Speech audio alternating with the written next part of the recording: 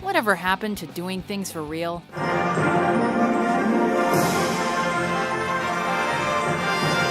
Welcome to WatchMojo.com, and today we're counting down our picks for the top 10 worst green screen effects in movies. So this is where you hang out.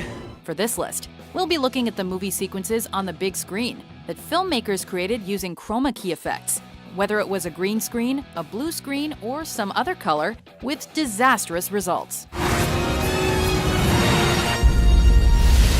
However, we won't be including indie films like The Room, B-movies like Shark Attack 3 Megalodon, or movies that predate the 1980s, like Dr. No, as the effects that were available to them were not on par with the films that made the list. As we'll be showing big moments from several of the films we're featuring, a spoiler alert is probably in order. Come and get it. Number 10. Ejector Seat, Die Hard 2, Die Harder. How many grenades we got? How could filmmakers possibly up the ante on the high-octane action scene in the original Die Hard?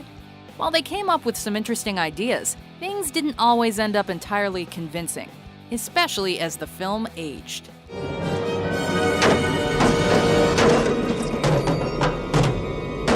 The worst offender is a scene where John McClane must escape an airplane that's about to explode via ejector seat. Go! While the sequence is undoubtedly riveting, the effects are not. Willis was shot in front of a blue screen, where he was attached to a machine that rotated him again and again, with some fancy camera work adding to the effect. Willis grimaces admirably, but the effort to superimpose that image over that of a previously exploded plane let him down. Oh, shit! Number 9. Muppet Dance, Labyrinth. Don't got no problem, no problem. We loved this Jim Henson flick as kids. But when we grew up and took off our rose-colored glasses, we saw some flaws. Ain't got no suitcase. Case in point, the uncomfortable effects used in this song and dance sequence featuring the Fireys. Because Muppets are puppets and don't actually move on their own, filmmakers needed to find a way to hide the puppeteers who were maneuvering them. And don't look much. Because it was the 80s and blue/green screen technology was not as advanced as it is today, they dressed the puppeteers in black and draped the background in black velvet, so it looked like the monsters were singing, dancing, and removing body parts on their own. However, the result was a bit of a mess, with Fireys seemingly floating all over the place. Number 8. Dropping by, Star Trek V: The Final Frontier. Greetings, Captain. Spock! For the first 3 big-screen Star Trek outings, effects geniuses Industrial Light and Magic had brought things to life. But they were busy with Indiana Jones and the Last Crusade and Ghostbusters 2 when The Final Frontier was in production. So filmmakers hired a lesser-known, less expensive team and completed as many effects as possible in camera. A glaring issue left in the film was the shot of Shatner scaling El Capitan in Yosemite and falling, only to be caught by Spock and his trusty levitating boots. Shatner was filmed falling in front of a blue screen, with shots of Yosemite later edited in. But the end result is a classic blue screen blunder if ever we've seen one. Perhaps because it is there is not sufficient reason for climbing the mountain. I am hardly in a position to disagree. Number 7. Tsunami Surfing, Die Another Day. Made in an era when filmmakers had begun to increasingly rely on digital effects, this 20th entry in the James Bond franchise fell victim to the more is less rule. The scene in question sees Bond trying to escape a giant wave created by the Icarus satellite, by kite surfing his way around glaciers and more. With Pierce Brosnan filmed in front of a blue screen and the computer-generated glaciers and wave added later, the CGI effects took roughly a year to perfect.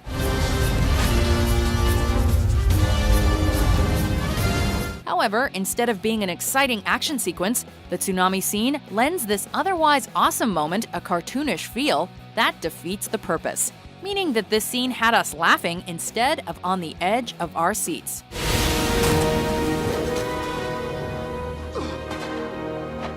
Number 6. Hanging Around, Batman and Robin.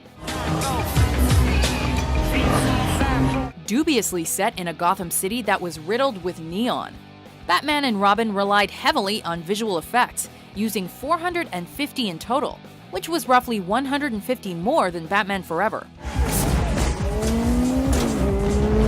Director Joel Schumacher reminded his actors before every take that the movie they were making was, quote, a cartoon. And that set the tone for this motorcycle chase and its laughable chroma key climax, where Dick Grayson saves Barbara Gordon from certain doom high above the city. So this is where you hang out. Though it may not be the most laughable effect of the film, the keyed-in background does not seem in sync with Alicia Silverstone as she hangs perilously from great heights. No wonder this movie killed the Batman franchise. Number 5. Jeep Chase, Indiana Jones and the Kingdom of the Crystal Skull. Indiana Jones is a high-profile action franchise known for its stunts, but his first film appearance in 19 years did not do the beloved character justice. Steven Spielberg made it clear before production began that this newest entry would use as little CGI as possible. Indy! Shut up, Indy! Shut up, Indy! You stupid son of a bitch! Well, practicality and computer-generated animals seemingly won out over artistic integrity, and lots of CGI and fake-looking green screen effects ended up in the final edit.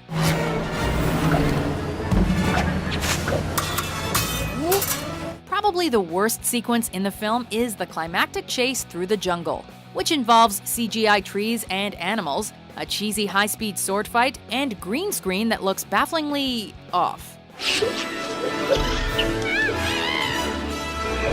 You'd think guys like Spielberg and George Lucas would have this kind of thing down by now. Number 4. All of It, Sky Captain and the World of Tomorrow. A lot of time and effort was spent on perfecting the visual style of this advanced version of 1939, and we applaud the gutsy decision to do something so different. Shot almost entirely on blue screen sound stages in under a month, Sky Captain was an interesting experiment. Unfortunately, in this case, it failed. With very few physical props or sets, the actors were basically the only aspects of the film not created by a computer. Give me a visual. Launching radio imager. That meant approximately 2,000 CGI shots, plus filmmakers ended up having to write code to pull it off. Impressive? Absolutely. But we have to hold the results to the same scrutiny as other films, and it just doesn't stack up. What? Number 3. Flying, Superman 4: The Quest for Peace. We can blame the bad effects in this movie on one thing: the budget. Whereas the original 1978 Superman was renowned for its impressive visual effects, those effects got less remarkable as the franchise wore on. By the time the fourth film rolled around, filming had moved out of New York to England, which was haphazardly transformed into Metropolis, mainly with the help of a few pigeons. But Superman's characteristic power of flight was perhaps the worst casualty. With those effects looking so amateur, you might forget you're watching a Hollywood film. Hey, look at that. With the actors lit differently than those images appearing on the screen in the background, we wouldn't blame you for thinking you could probably do a better job at home. Number 2. Child's Play, the Spy Kids franchise. Robert Rodriguez is the visionary filmmaker behind films like Sin City and Desperado. You know what I mean? So it's strange that in between those two imaginatively shot films, he began a film franchise that proved to be the opposite. My dream. All told, all 4 Spy Kids films had a budget of $154 million, which, in this day and age, is a fraction of some standalone films. You like honey roasted ham and potatoes, don't you?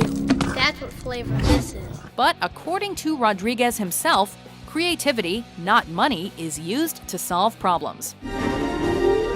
This is cool.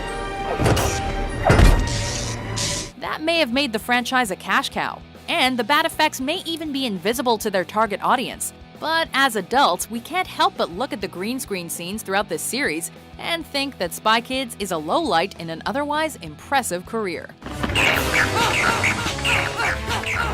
Before we reveal our top pick, here are a few honorable, or in this case dishonorable, mentions.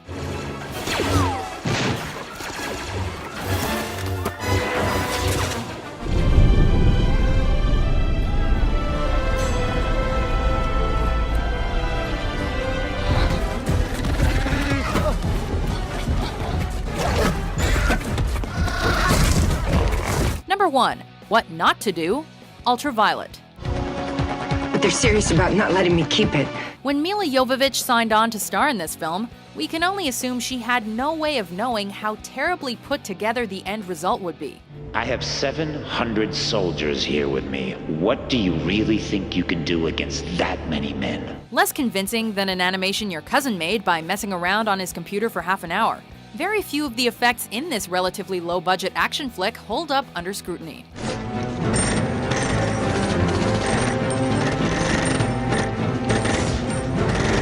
While the library fight is certainly painful to watch, it's the sequence where a motorcycle drives up the side of a building that stands out the most.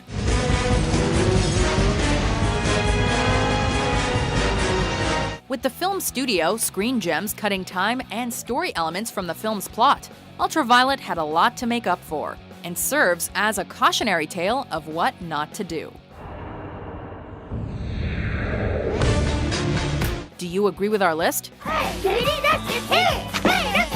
What do you think is the worst green screen effect in movies? Get on your front foot! Repulse! It's not a match, Mom! For more fun top 10s published every day, be sure to subscribe to WatchMojo.com. Game over.